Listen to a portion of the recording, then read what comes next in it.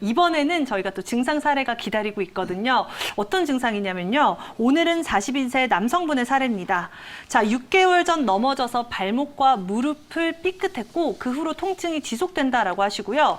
5분 이상 걸으면 다친 부위가 부어오르고 열이 난다. 자, 물리치료와 침치료를 2회 정도 받았는데 낫지 않는 상황인데요.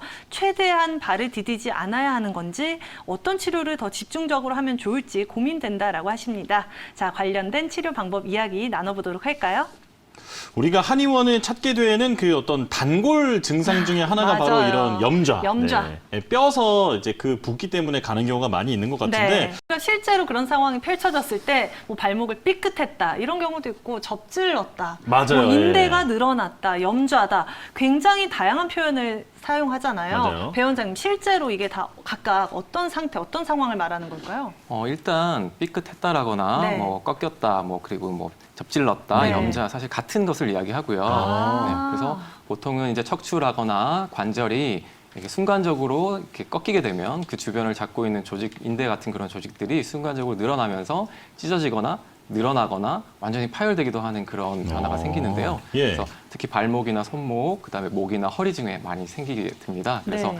그 이제 생기는 부분들에서 특히 발목을 위주로 보자면 발목 같은 경우는 꺾이는 방향이 밖에서 안쪽으로 꺾이는 내반이라거나 안쪽에서 바깥쪽으로 꺾이는 외반, 그리고 발목이 돌아가면서 회전하는 그런 세 가지 방향에 의해서 손상이 되고요. 이때 발목의 안정을 돕는 인대가 늘어나면서 늘어나거나 찢어지게 되는데요. 예. 발목 같은 경우는 해부학적 구조상으로 안쪽으로 이렇게 잘 꺾이기 때문에 80% 이상이 바깥쪽에 이제 인대에 손상이 됩니다. 그래서 이 바깥쪽의 인대의 손상의 정도에 따라서 이제 3단계 정도로 이렇게 변화를 볼 수가 있는데요.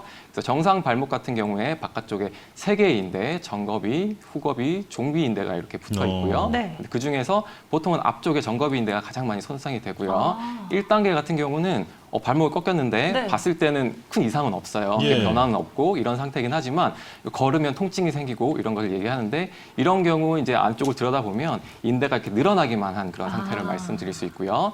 그래서 2단계 같은 경우는 이제 인대가 늘어나면서 그 주변이 이렇게 살짝 찢어지는 부분 파열이 생긴 걸 얘기하는데요. 예. 그렇게 되면 그 부위가 붓고 열이 나고 그다음에 아프고 멍이 들고 이제 이런 증상이 생기고요. 이때는 걸을 수는 있지만 그때는 이제 절뚝거리는 그런 보행을 하게 되고요. 3단계 같은 경우는 이제 완전히 끊어진 거를 이야기하고요. 그래서 예. 완전히 끊어지게 되면 그 부위뿐만 아니라 주변까지 넓게 이렇게 붓고 이제 멍이 크게 들고 이렇게 되는데요. 이렇게 되면 체중을 지지하기 어렵기 때문에 자가로 보행을 할 수 없는 것이 특징적으로 나타납니다. 네.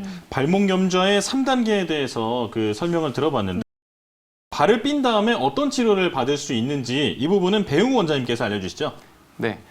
인대가 이제 손상되는 염좌가 생기게 되면 한방에서는 단순히 이제 진통하고 서염하는 거를 떠나서 그 부위를 깨끗하게 해주고 그리고 그 부위에서 늘어난 인대를 원래 상태로 줄어들게 해주는 것이 목적으로 치료를 하고 있고요. 네. 그때 이제 가장 중요한 치료 중에 하나는 부항 치료가 됩니다. 그래서 부항 치료 같은 경우는 그 부위에 이제 상처가 나고 꺾이고 다치게 되면 작은 혈관에서 삐져나오는 어혈 같은 것들이 조직에 박히게 되는데요. 네. 그래서 그런 것들이 박혀 있게 되면 조직의 재생이 느려지고 그것 자체가 통증을 일으키고 혈액 순환을 방해하게 되거든요. 그래서 그때는 부항을 붙여서 직접적으로 그 어혈을 빼주는 것들이 가장 빠른 치료가 되고요. 그래서 그렇게 치료를 해주게 되면 그 저희가 병원에서 하면서 치료를 해보면 정말 이렇게 초콜릿처럼 까만 그런 피가 올라오기도 하고 예. 치료를 반복하다 보면 그게 점점 이제 옅어지고 양도 줄어드는 것들을 볼 수 있게 되고요. 그래서 그렇게 부항을 통해서 어혈을 제거해주게 되면 그 부위에 통증 물질이라거나 염증 물질들이 제거되고 또 혈액순환이 원활히 되면서 우리 몸에서 재생 물질들이 공급이 잘 이루어져서 회복이 빨라지게 됩니다. 네. 그리고 그 외에는 또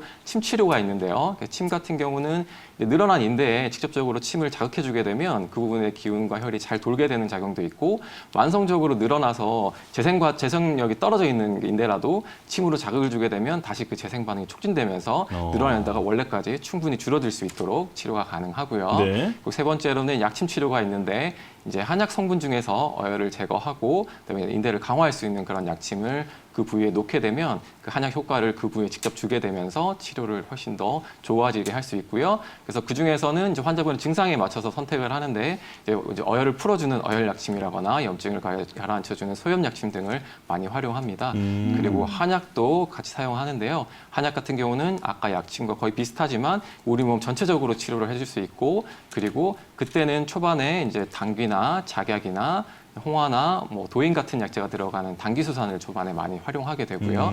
그리고 그 단계가 지나서 인대가 많이 충분히 회복되고 강화되어야 되는 단계에는 뭐 두충이나 뭐 속단이나 우슬 같은 그런 약재를 쓰면서 인대를 튼튼하게 만들 수 있고 그렇게 할 수 있는 약을 사용합니다. 네. 그리고 그 외에는 이제 면역계를 활성화시키고 염증을 크게 이제 줄여줄 수 있는 봉침 치료라거나 아니면 관절에 변형이 생겼을 때는 추나요법 등을 같이 할 수 있습니다. 네.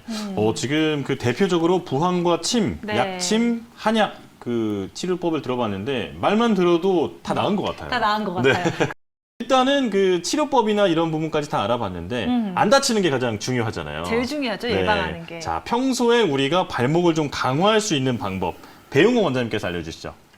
네, 인대는 이제 근육 같은 경우는 이제 막 근육 운동을 많이 한다거나 이렇게 해서 강화를 시킬 수 있지만 인대는 이제 그런 식의 운동이라기보다는 스트레칭을 많이 해주게 되는데요. 네. 그래서 인대에 좋은 스트레칭 같은 경우는 이제 벽에 손을 대고 발을 뒤로 뻗어서 이제 늘려주고 하는 그런 스트레칭 운동이라거나 네. 한 발로 중심을 잡고 서서 이제 중심을 잡는 운동을 하게 되면 발목 관절 주변에 있는 인대들이 이렇게 여러 가지 방향으로 힘을 쓰면서 스트레칭이 되면서 탄탄해지는 그런 반응이 생기고요. 네. 그리고 세 번째는 이제 뒤꿈치를 들었다 놨다 하는 그런 오. 운동도 굉장히 단순하지만 네. 인대 강화에 도움이 되는 운동이고요. 네. 그리고 네 번째 같은 경우는 이제 밴드나 이 타올 가지고 이제 타올 등을 이용해서 발목을 잡고 당겨주는 운동 이런 오. 운동도 좋고요. 이런 게 없다면 단순히 쭉 발을 펴서 글씨를 쓰는 것 같은 그런 동작들, 뭐 영어를 쓰셔도 되고 한글을 쓰셔도 되고 이렇게 쓰는 동작을 오. 해주시면 인대가 튼튼해지고 인대가 튼튼하고 탄탄하게 잡고 있게 되면 같은 동작을 했을 때도 이제 염자가 발생하지 않게 될 것입니다. 네. 원장님 저 그 방금 설명 들으면서 조금 궁금한 게 그 발목을 이렇게 잡고 네. 빙글빙글 돌리면서 이렇게 좀 스트레칭처럼 풀어주는 분도 있잖아요. 네네. 이런 것도 도움이 되는 건가요? 물론 모든 게 과유불급이라고 해서 예. 네, 과하지 않으면 도움이 됩니다. 지금 여기서 말씀드린 동작들도 네. 이렇게 늘려주고 당겨주고 하는 그런 동작들을 반복하는 거거든요. 그래서 그걸 적당히 하면은 할 수 괜찮지만 있는 범위 내에서. 네, 그 범위 안에서 네. 이걸 과하게 늘려줘야 되겠다. 이런 식으로 빙글빙글 돌리게 되면 자체로서 또 늘어나는 염자와 같은 반응이 생길 수 있습니다. 예. 이게 그 가끔씩 통증을 참으면서까지 네. 시원하다고 막 돌리는 분도 맞아요. 있잖아요. 네. 그러면 안 된다 우리 이 말이에요. 공원 산책하면서도 이 돌리는 기구로 그쵸, 운동 그쵸, 열심히 예. 하시는 분들 계시던데 이것도 좀 조심해야 될 것 같아요. 이게 통증을 참아가면서까지 네. 하시면 다칠 수 있다. 과유불급이다. 이 말 명심하셔야겠습니다. 네, 이렇게